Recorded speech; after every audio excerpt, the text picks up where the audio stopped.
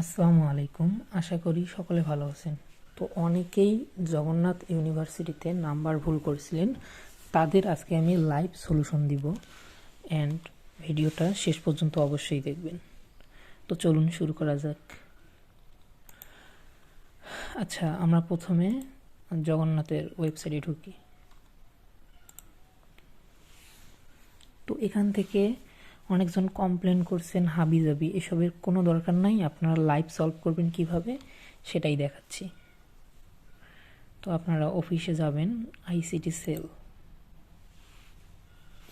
এরপর অপশন দেখবেন our team.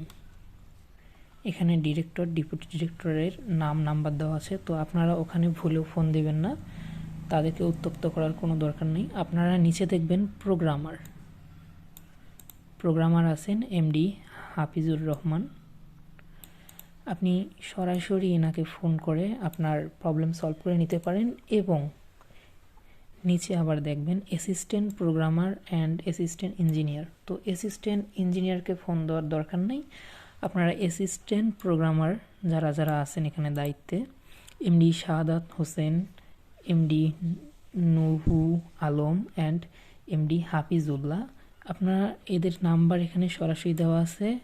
আপনারা সরাসরি এই নাম্বারগুলোর যে কোনো একজনকে ফোন দিয়ে আপনারা পরিচয় দিবেন যে ভাইয়া আমার এই প্রবলেম হচ্ছে, আমি নাম্বার ভুল করে দিছি, তো আমি আমার সঠিক নাম্বার দিতে চাচ্ছি, যে নাম্বার দিয়ে ফোন দিছি এই নাম্বারটা আপনারা আপলোড দিয়ে দেন। তো সরাসরি আপনারা লাইভ সাপোর্ট পাবেন।